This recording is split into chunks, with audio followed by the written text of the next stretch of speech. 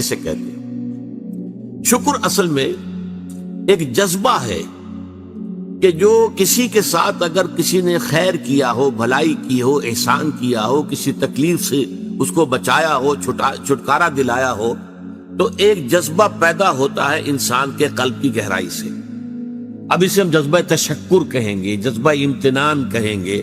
یہ قلب کی گہرائی سے ابھرتا ہے اور پھر زبان پر بھی آتا ہے. آپ کا شکریہ، میں آپ کا شکریہ ادا کرتا ہوں. یہ شکر جو ہے در حقیقت یہ فطرت کی صحت کی علامت ہے. اگر فطرت صحیح ہے تو شکر لازماً ہوگا، اور اگر شکر نہیں ہے تو معلوم ہوا کہ فطرت مسخ ہو چکی ہے. آپ کے ساتھ کسی نے بھلائی کی اور آپ کے اندر یہ جذبہ بھی پیدا نہیں ہوا. یہ تو حیوانات تک کے اندر ہے. آپ کسی پیاسے جانور کے سامنے پانی رکھیے، کوئی بکری ہو، کوئی اور ہو، کوئی گائے ہو، پیاسا ہو، بندھا ہوا ہے، وہ تو ادھر ادھر دوڑ کر اپنی پیاس پوری نہیں کر سکتا. بالٹی میں پانی رکھ دیجیے، وہ پی کر پھر وہ آنکھیں اٹھا کر آپ کو دیکھے گا. وہ جانور تو اس کی آنکھوں کے اندر سے آپ کو جذبہ تشکر چھلکتا ہوا نظر آئے. اسی معنی میں عجیب بات یہ ہے، عین، عین کہتے ہیں آنکھ کو، اور عین کہتے ہیں چشمے کو بھی. عرب کہتے تھے عین الشکرا، وہ چشمہ جس میں سے پانی خود بخود ابل رہا ہو، نکل رہا ہو، نیچے سے زمین سے ابلتا ہو، عین الشکرا. اور دابۃ الشکور کہتے تھے ایسے حیوان کو. آپ کے ہاں کو گائے ہے، بھینس ہے، بندھی ہوئی ہے، آپ اس کی ٹہل سیوا کر رہے ہیں، اچھی خوراک دے رہے ہیں، غذا دے رہے ہیں، نہلاتے بھی ہیں گائے بھینس کو، تو پھر اس کا ظہور اس کے بدن پر ہونا چاہیے، اس پہ فربہی آنی چاہیے. تو اس کو کہیں گے دابۃ الشکور. یہ شکر گزار جانور ہے کہ اس کے ساتھ جو بھلائی ہو رہی ہے، جو خیر ہو رہا ہے، اس کے نتائج اس پر ظاہر ہو رہے ہیں.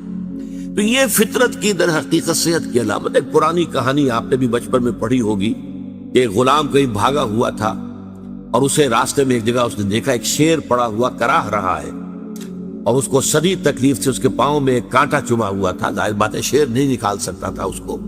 اس غلام نے اس کا کانٹا نکال دیا. اس شیر نے صرف اسے سونگا اور چلا گیا.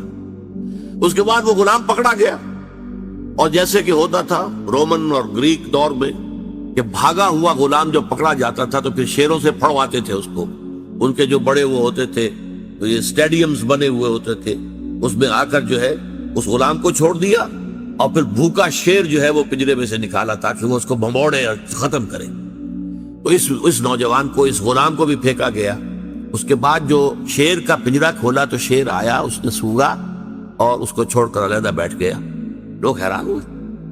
معلوم ہوا یہ وہی شیر تھا کہ جس کے پاؤں سے کانٹا نکالا تھا اس غلام نے، جبکہ وہ بھاگا پھر رہا تھا، چھپتا پھر رہا تھا جنگلوں میں.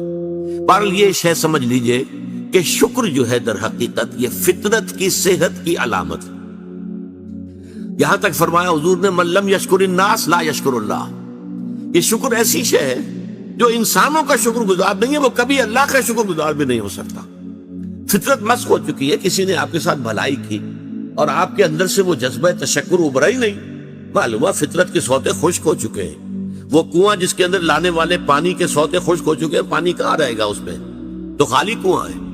تمہاری بھی فطرت جو ہے خالی ہو چکی ہے، اور تمہارے اندر وہ جو جذبہ تشکر موجود نہیں ہے، تو گویا کہ فطرت کے سوتے خشک ہو چکے.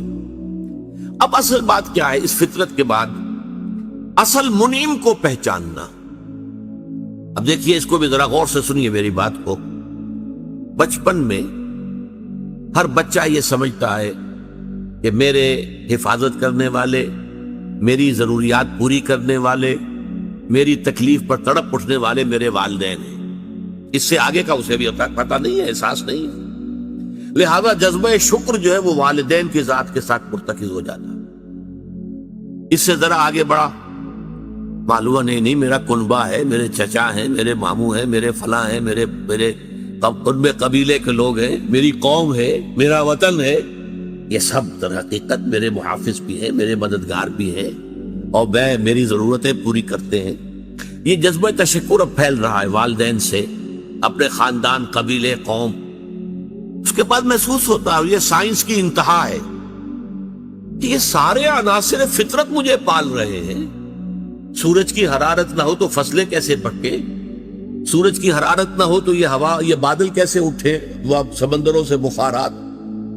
ہوائیں نہ چلے تو یہ کیسے جو ہے بادل یہاں تک آئے اور بارش برسے اور پھر میرے لیے گندم جو ہے وہ پیدا ہو. یہ تو کائنات پوری مجھے پال رہی ہے.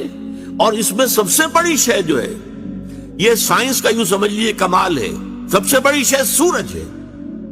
اس لیے کہ یہ بھی کہنا ہے کہ زمین سورج ہی سے ٹوٹا ہوا ایک ٹکڑا ہے، اسی سے سپلنٹر ایک علیحدہ ہوا اور اس کے گرد گھومنا شروع کر دیا. واللہ عالم، یہ علیحدہ بحث ہے، یہ کاسمولوجی کی بحث ہے.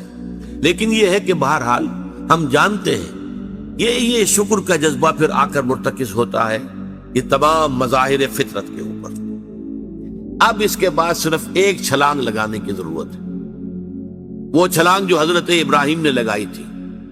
سورہ انعام میں ذکر ہے، انہوں نے ایک تارے کو دیکھا تو کہا اچھا شاید یہ میرا رب ہے. جب وہ ڈوب گیا، غروب ہو گیا، تو نہیں میں تو غروب ہونے والے کو تو رب نہیں مان سکتا. پھر چاند کو دیکھا، وہ بڑا روشن تھا، بہت بڑا تھا، کیا یہ رب ہے؟ جب وہ بھی ڈوب گیا، کہا نہیں اگر میرے رب نے مجھے ہدایت نہ دی. پھر دیکھا سورج کو، ھذا اکبر، ھذا ربی، ھذا اکبر. فلما افلت، جب وہ بھی غروب ہو گیا تو پھر اس کے بعد جو چھلانگ لگائی انہوں نے کیا، انی وجہت وجہی للذی فطر السماوات والارض حنیفا. میں نے اب اپنا رخ کر لیا ہے، اپنا چہرہ کر لیا ہے رخ پر اس ذات کے جس نے آسمانوں اور زمین کو پیدا کیا ہے، جو سورج اور چاند اور ستاروں کا پیدا کرنے والا ہے. حنیفا، یکسو ہو کر. وما انا من المشرکین، اور میں ہرگز مشرکوں میں سے نہیں ہوں. یہ ہے عقل کی آخری چھلانگ.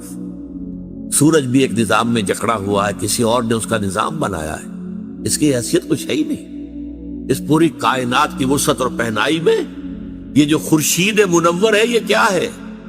یہ ایک ذرے کے مانند ہے، پوری کائنات کی ہے. Billions and billions of galaxies, اور ہر گیلیکسیز میں billions and billions of stars. اندازہ تو کیجئے اس کی وسعت کا کوئی تصور ممکن ہے؟ انسان کو چکر آتا ہے. یہ تمام جو ہے اعداد و شمار جو یہ آتے ہیں ہمارے سامنے ایسٹرونومی میں، چکر آتا ہے. سورج کی کیا حیثیت؟ ہاں ایک ہستی ہے کہ جس نے ان سب کو جکڑا ہوا ہے، جس کے نظام میں ہے، جس کے قانون کے اندر یہ جکڑے ہوئے ہیں. بے حسبان، یہ ایک حساب کے ساتھ چل رہے ہیں اور حساب کسی نے معین کیا ہوا ہے. یہ ہے در حقیقت عقل کا کام، یعنی فطرت کی سلامتی، جذبہ تشکر. شکر کس کا؟ سب سے بڑی بات اللہ کا شکر. ایک بات اور نوٹ کر لیجئے، یہی جذبہ تشکر ہے جو پھر عبادت کی شکل اختیار کرتا ہے. دیکھیے شکر، آپ کے ساتھ کسی نے بھلائی کی، آپ کی فطرت کا تقاضا نمبر ایک یہ کہ اس کا شکریہ ادا کریں. نمبر دو یہ کہ آپ بھی کوشش کریں کہ کوئی میں بھی اس کی خدمت کروں، کو میں اس کو بدلا دوں. هل جزاء الاحسان الا الاحسان، بھلائی کا بدلہ سوائے بھلائی کے اور کیا ہو سکتا ہے؟ لیکن فرض کیجئے کہ وہ ہستی اتنی بلند و بالا ہو، والدین کی آپ کچھ نہ کچھ خدمت کر کے کچھ کسی درجے میں، جو انہوں نے بچپن میں پالا پوسا تھا، کسی درجے میں آپ اس کا جواب، اس کا بدلہ دے سکتے. بڑھاپے میں یہ ہے کہ انہیں فلا تقل لهما اف ولا تنهرهما، انہیں اف تک نہ کہا جائے، انہیں جھڑکا نہ جائے، ان کی اطاعت کی جائے، ان کی فرما برداری کی جائے. ہاں ناحق بات میں ان کی بات نہیں ماننی ہے، شرک پہ مجبور کریں تو ان کو نہیں ماننا ان کے حکم کو، لیکن باقی یہ اور چیزوں کے اندر ماننا ہے. تو یہ سارا معاملہ یہ کسی نہ کسی درجے میں آپ نے اسے بدلہ دے دیا اور جو بھی ہے. لیکن جہاں کہیں ایسی ہستی کا شکر ہے کہ جسے آپ کو بدلہ دے نہیں سکتے، سورج کو کیا بدلہ دیں گے، وہاں یہی جذبہ تشکر جو ہے جذبہ عبادت میں ڈھل جاتا ہے. ہاتھ جوڑ کے کھڑے ہو گئے سورج کے سامنے، ڈنڈوت کر رہے ہیں، سجدہ کر رہے ہیں. یہ کیا ہے، کیوں ہے؟ یہ وہی جذبہ تشکر ہے. اس سورج ہی سے ہمارا سارا نظام چل رہا ہے، میرا پورا وجود یہ در حقیقت اسی کے ذریعے سے اس کی ساری ضرورتیں اور سارے تقاضے پورے ہو رہے ہیں. یہی جذبہ تشکر ہے جو جذبہ عبادت کی شکل اختیار کرتا ہے. اور جب جذبہ تشکر صحیح جگہ جا کر لگ گیا، یعنی جیسے کہ میں مثال بارہا دیتا رہا ہوں کہ اگر آپ کو کسی اونچی فصیل پر چڑھنا ہے اور آپ کے پاس جو ہے وہ ایک کمند ہے، تو پہلے کمند کو آپ پھینکیں گے اونچا، آپ کے بازو میں طاقت ہونی چاہیے. اگر بازو میں طاقت ہی نہیں ہے تو کمند کہیں قریب ہی جا کے اٹک گئی، تو جہاں تک وہ اٹکی ہے وہیں تک چڑھ سکتے ہیں نا، اس سے آگے تو نہیں جا سکتے. تو کمد کو پہنچانا ہے پہلے اونچائی تک. اب دیکھیے اس کو اقبال نے کہا ہے یزداں بکمند آور اے ہمت مردانہ. تمہاری کمند یزداں کے ساتھ جا کر جڑے, اللہ کو پہچانو. تمہاری عقل کا جو ہے در حقیقت امتحان یہ ہے کہ اصل منعم حقیقی, اصل محسن حقیقی, اس کے انعامات, اس کے احسانات, اس نے تمہیں پیدا کیا, تمہاری ضرورت کی چیزیں پیدا کی. ان تعدوا نعمت اللہ لا تحصوها, اگر تم اللہ کی نعمتوں کو گننا چاہو کبھی احسان نہیں کر سکتے, کبھی ان کی گنتی نہیں کر سکتے. اس کے لیے تمہارا جذبہ شکر جو ہے وہ ڈھل جانا چاہیے جذبہ عبادت میں. اور یہاں اس رکوع کے اعتبار سے اس کے جو سب سے بڑا مظہر ہے وہ اب آ رہا ہے. وَإِذْ وَلَقَدْ آتَيْنَا لُقْمَانَ الْحِكْمَةَ أَنِ اشْكُرْ لِلَّهِ أَنِ اشْكُرْ لِلَّهِ. گویا کہ حکمت کا تقاضا یہ کہ شکر کا جذبہ اللہ تعالیٰ کی ذات کے ساتھ وابستہ ہو جائے. وَمَنْ يَشْكُرْ فَإِنَّمَا يَشْكُرُ لِنَفْسِهِ. اور جو کوئی شکر کرتا ہے وہ اپنے بھلے کو کرتا ہے. اللہ کا کوئی کام نہیں بنتا اس سے, اللہ کی کوئی ضرورت پوری نہیں ہوتی. وہ ضرورت سے مبرہ ہے, منزہ ہے, اعلیٰ ہے, عرفہ ہے, اس کی کوئی ضرورت نہیں, احتیاج ہے ہی نہیں, وہ محتاج نہیں ہے, وہ تو غنی ہے. تو اس لیے فرمایا من یشکر فانما یشکر لنفسہ. لنفسہ سے مراد کیا ہے؟ اگر آپ کے اندر جذبہ شکر ہے اور وہ جذبہ تشکر جا کر ذات باری تعالیٰ کے ساتھ منسلک اور ملحق بھی ہو گیا ہے, اب آپ کی شخصیت کا ترفع ہوگا, شخصیت ابھرے گی, شخصیت اپچے گی, شخصیت کی ترقی ہوگی, شخصیت میں ترفع پیدا ہوگا, بلندی آئے گی. تعمیر سیرت جسے کہتے ہیں, جسے اقبال تعمیر خودی کہتا ہے. صحیح معنی میں واقعتاً آپ ایک ایسے انسان بن سکیں گے کہ جن کے بارے میں قرآن نے کہا ہے کہ وَلَقَدْ خَلَقْنَا الْإِنسَانَ فِي أَحْسَنِ تَقْوِيمٍ. ہم نے انسان کو بہترین حساب پر پیدا کیا. وہ انسان بننے کے لیے ضروری ہے کہ آپ کی فطرت سلیم ہو اور عقل سلیم. فطرت سلیمہ جذبہ تشکر موجود ہو, عقل سلیم اصل محسن کو پہچان لے, اصل منعم کو پہچان لے, اور یہ منسلک ہو جائے پھر جذبہ تشکر ذات باری تعالیٰ کے ساتھ. تو اس کا بھلا تمہیں کو پہنچے گا, تمہاری شخصیت کی تعمیر ہوگی, تمہاری خودی جو ہے وہ پختہ ہوگی, مضبوط ہوگی, تمہاری اپنی سیرت و کردار جو ہے اس کی نشو و نما ہوگی. وَمَنْ يَشْكُرْ فَإِنَّمَا يَشْكُرُ لِنَفْسِهِ وَمَنْ كَفَرَ. اور جو کفر کرے فَإِنَّ اللَّهَ غَنِيٌّ حَمِيدٌ. تو اللہ تو غنی ہے اور حمید ہے. کفر کے بھی لفظی معنی پہچان لیجئے. کفر کے لفظی معنی دبا دینا, چھپا دینا. اسی سے کفارہ بنا ہے. کفارہ, آپ سے گناہ ہو گیا ہے تو گناہ کا کفارہ ہے تاکہ گناہ جو ہے دب جائے, چھپ جائے, ختم ہو جائے, محو ہو جائے, گناہ کا اثر آپ کے نامہ اعمال میں باقی نہ رہے. کفارہ. تو اسی طریقے سے کہتے ہیں کہ جو کسان ہے عجب الکفار نباتہ ثم یہیج فتراہ مصفرا. سورہ حدید میں کسانوں کو کہا گیا, یہ کفار ہیں اس معنی میں کہ وہ دانہ جو ہے زمین میں چھپا دیتے ہیں تاکہ اس سے زمین سے پھر پودا نکلتا ہے. تو فطرت انسانی کے اندر سے ابھرنے والا جذبہ تشکر آپ نے دبا دیا, تو یہ کفر ہے, کفران نعمت. قرآن مجید میں لفظ کفر یا شکر کے مقابلے میں آتا ہے, جیسے یہاں آیا وَمَنْ يَشْكُرْ فَإِنَّمَا يَشْكُرُ لِنَفْسِهِ. جو کوئی شکر کرتا ہے وہ اپنے بھلے کے لیے کرتا ہے. وَمَنْ كَفَرَ فَإِنَّ اللَّهَ غَنِيٌّ حَمِيدٌ. اور جو کفر کرے گا, کفران نعمت کرے گا, تو اللہ تعالیٰ تو غنی اور حمید ہے. یا پھر کفر ایمان کے مقابلے میں آئے گا, کفر اسلام کے مقابلے میں آئے گا. دل میں ابو جہل بھی مانتا تھا کہ محمد حق پر ہے, لیکن اس حقیقت کو, دل کی اس صداقت, دل کی گواہی کو دبا رہا ہے, چھپا رہا ہے, دبا رہا ہے اپنے تعصب کی وجہ سے. اور سب سے بڑھ کر آپ کو معلوم ہے علماء یہود کے بارے میں تو قرآن کہتا ہے یعرفونہ کما یعرفون ابناءہم. ایسے پہچانتے ہیں محمد کو صلی اللہ علیہ وسلم جیسے اپنے بیٹوں کو پہچانتے ہیں. تو یہ اندر ان کے ایمان موجود تھا, اندر جو ہے گواہی دل دے رہا تھا کہ محمد برحق ہے. یہی ہے وہ آخری رسول اور آخری نبی جن کی پیشن گوئی کی تھی موسیٰ نے بھی اور عیسیٰ نے بھی علیہ السلام. لیکن اپنے قلب و ذہن کی ان کو گواہیوں کو چھپایا انہوں نے. وَمَنْ أَظْلَمُ مِمَّنْ كَتَمَ شَهَادَةً عِندَهُ مِنَ اللَّهِ. ان سے بڑھ کر ظالم کون ہوگا جنہوں نے ایک گواہی جو ان کے پاس اللہ کی طرف سے تھی اسے چھپا لیا ہے. تو کفر بمانی اسلام بمقابلہ اسلام, کفر بمانی بمقابلہ ایمان. نفاق جو ہے وہ کفر ہے, نفاق بھی کفر ہے، اسلام کے مقابلے میں کافر غیر مسلم کافر ہے، اور شکر کے مقابلے میں کفران نعمت، وہ بھی لفظ کفر سے بنا ہے۔ اسی میں آیا ہے لئن شکرتم لازیدنکم ولئن کفرتم ان عذابی لشدید، اگر تم شکر کرو گے تو ہم اور دیں گے، اور بڑھا کر دیں گے، لیکن اگر تم نے کفران نعمت کی روش اختیار کی تو پھر ہمارا عذاب بھی بہت سخت۔ ومن کفر فإن اللہ غنی حمید، غنی جس کی کوئی احتیاج نہ ہو، بے نیاز، غنی عن العالمین، تمام جہانوں سے بے نیاز، حمید فعیل کے وزن پر، اور یہ حامد اور محمود دونوں سے ہو سکتا ہے۔ فعیل جو ہے صفت مشبہ، وہ اس میں فاعل اور اس میں مفعول دونوں سے ہو سکتی ہے، یہاں مفعول سے ہے، محمود سے حمید بنائے۔ آپ اپنی ذات میں خود بخود ستودہ صفات، ایک خیر اور خوبی وہ ہوتی ہے جسے آپ ظاہر کریں، بیان کریں، ایک خیر اور خوبی اور حسن اور جمال اور کمال ایسا ہے کہ اسے بیان کرنے کی حاجت ہی نہیں، از خود روشن۔ آفتاب آمد، دلیل آفتاب، جب سورج طلوع ہو گیا تو وہ اپنے وجود پر خود دلیل ہے، اسے کسی دلیل سے ثابت کرنے کی ضرورت نہیں ہے۔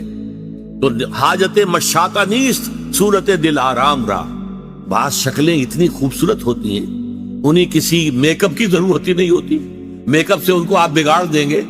وہ جو فطری حسن ہوتا ہے وہ اتنا ہے کہ حاجت مشاطہ نیست، کسی بھی وہ میک اپ کرنے والی کی کوئی ضرورت ہی نہیں، اسے کسی بیوٹی پارلر میں جانے کی ضرورت ہی نہیں۔ صورت دل آرام را، جسے اللہ تعالیٰ نے صورت دل آرام دی ہوئی ہے، اسے کسی مشاطہ ان کو کہتے تھے، ان عورتوں کو جو بال بناتی تھیں اور اس کو سنوارتی تھیں اور ان کے اندر کو موتی پروتی تھیں عورتوں کے بناؤ سنگار کے لیے۔ تو اگر کوئی عورت خود حسین ہے تو اسے کسی مشاطہ کی ضرورت نہیں۔ تو اللہ تعالیٰ اتنا حسین ہے، اس کا جلال و کمال اتنا از خود ہویدہ ہے کہ اسے کسی کے حمد کی حاجت نہیں۔ یہ تو پہلی آیت ہوئی اس رکوع کی۔ اب چلیے حضرت لقمان کی نصیحت کیا تھی۔ وَإِذْ قَالَ لُقْمَانُ لِابْنِهِ وَهُوَ يَعِظُهُ يَا بُنَيَّ لَا تُشْرِكْ بِاللَّهِ إِنَّ الشِّرْكَ لَظُلْمٌ عَظِيمٌ۔ اور یاد کرو جب کہ کہا تھا لقمان نے اپنے بیٹے سے یا بنیا۔ اب یا بنیا سے یہ نہ سمجھے کسی چھوٹے سے بچے کو، پرائمری جماعت کے طالب علم سے یہ باتیں ہو رہی ہیں، بلکہ یہ کہ باپ کے لیے بیٹا کتنا ہی بڑا ہو جائے وہ چھوٹا سا ہی ہوتا ہے۔ اس کو جب بھی خطاب کرے گا محبت کے ساتھ، جیسے حضرت ابراہیم نے اپنے والد کو خطاب، یا ابت، یا ابت، ابا جان، ابا جان، ابا جان، یہ سورہ مریم میں آپ پڑھتے ہیں، یا بنیا، یا بنیا میرے بچے، اس لیے کہ ظاہر بات ہے کہ باپ کے لیے اولاد وہ بچوں ہی کے مانند ہوتی ہے، چاہے وہ خود کتنی بڑی ہو چکی ہو۔ عام طور پر گمان یہی اور میرا گمان غالب ہے کہ یہ موت کے وقت کی وصیت ہے، اس لیے کہ جو شخص مالدار ہو، دولت مند ہو، وہ موت کے وقت اپنی اولاد کو وصیت کرے گا تو اپنی دولت کے بارے میں کرے گا، فلاں سے یہ لینا ہے، فلاں سے یہ لینا ہے، فلاں کا یہ معاملہ ہے، یہ ہے، وہ ہے، یہ ایسٹس ہیں۔ لیکن ایک حکیم اور دانا انسان کی اصل دولت اس کی دانائی ہے۔ جیسے اقبال نے کہا، میرے قافلے میں لٹا دے اسے، لٹا دے ٹھکانے لگا دے اسے، جو میری حکمت ہے کہ میرا نور بصیرت عام کر دے، الہی آرزو میری یہی ہے، میرا نور بصیرت عام کر دے۔ تو جو کسی حکیم انسان کو اللہ تعالیٰ نے حکمت اور دانائی عطا کی ہے، اس کی پونجی، اس کی دولت، اس کی حکمت ہی ہے، تو وہ اپنی اس حکمت کو ٹرانسفر کر رہے ہیں انتقال کے وقت اپنے بیٹے کو، اپنی اگلی نسل کو۔ وَإِذْ قَالَ لُقْمَانُ لِابْنِهِ وَهُوَ يَعِظُهُ يَا بُنَيَّ لَا تُشْرِكْ بِاللَّهِ، اے میرے بچے اللہ کے ساتھ شرک ہرگز نہ کیجو، ان الشرک لظلم عظیم، یقیناً شرک بہت بڑا ظلم ہے، بہت بڑی ناانصافی ہے۔ پہلی بات تو یہ سمجھیے کہ شرک کہتے کسے ہیں؟ شرک اللہ کی نفی نہیں ہے، بڑے اللہ کے ساتھ چھوٹے خداؤں کا اضافہ ہے، شریک کر دینا۔ وہ ابھی میں بیان کر چکا ہوں پچھلی نشست میں، گاڈز اینڈ گاڈیسز، اور وہ کیپٹل جی سے لکھے جانے والا گاڈ، اس کے ساتھ جب ان کو اٹیچ کر دیں گے یہ شرک ہے۔ مہادیو کے ساتھ دیویاں دیوتا شامل کر دیے گئے، یہ شرک ہے۔ اللہ کے ساتھ آلہہ شامل کر دیے گئے، اللہ الالہ، وہ تو ہے وہ ایک اللہ، اسے وہ بھی مانتے تھے سب کہ وہ ایک ہی اکیلا ہی ہے، لیکن یہ کہ اس کے ساتھ کوئی بیٹی ہیں، بیٹے، کوئی نائبین، کوئی اس کے منہ چڑھے ہوئے مصاحبین یہ ایڈ کر دیے گئے آلہہ کے طور پر کہ ان کی سفارش سے بیڑا پار ہو جائے گا قیامت میں. یہ ہے ان کا شرک. لا تشرک باللہ، اللہ کے ساتھ شریک نہیں. یعنی اب نوٹ کیجئے، اللہ تعالی کا حق ایک لفظ میں ہے، اس کے ساتھ شرک مت کرو، باقی ساری باتیں اس کے تابع ہو جائیں گی. لیکن اس شرک کی کیا کیا شکلیں ہیں، اس کی کیسی کیسی قسمیں ہیں، یہ بڑا اہم موضوع ہے اپنی جگہ پر. آج اس وقت تو صرف اتنا سمجھیے. اور ظلم کے حوالے سے، ظلم عربی میں کہتے ہیں وضع الشیء فی غیر محلہ، کسی شے کو اس کے اصل مقام سے ہٹا کر کہیں اور رکھ دینا، یہ ظلم ہے، ناانصافی ہے. شرک میں کیا ہوتا ہے؟ دو طرفہ ظلم ہوتا ہے، یا خالق اور مخلوق. اللہ خالق ہے، باقی کل کائنات مخلوق ہے، انبیاء، اولیاء، ملائکہ، جنات سب مخلوق. یا تو مخلوق میں سے کسی کو اٹھایا اور خالق کے ساتھ بٹھا دیا، یا خالق کو گرایا اور کسی اعتبار سے مخلوق میں سے کسی کے مشابہ کر دیا. یہ دونوں شکلیں ہیں شرک کی، اور دونوں بدترین ناانصافی. خالق کو گرا کر مخلوق کے صف میں لے آنا، یا مخلوق میں سے کسی کو اٹھا کر خالق کے ہم پلہ بنا دینا. ضد، ند، مثال، مثیل اگر اس کے برابر کر دیا جائے، لا ضد لہ ولا ند لہ ولا مثل لہ ولا مثال لہ ولا مثیل لہ. قل هو اللہ احد اللہ الصمد لم یلد ولم یولد ولم یکن لہ کفوا احد. اس ہستی کے ساتھ کسی درجے میں مخلوق میں سے کسی کو کسی پہلو سے، ہمہ جہت نہیں، کسی پہلو سے بھی ہم پلہ بنا دینا اللہ کا، یہ شرک ہوگا.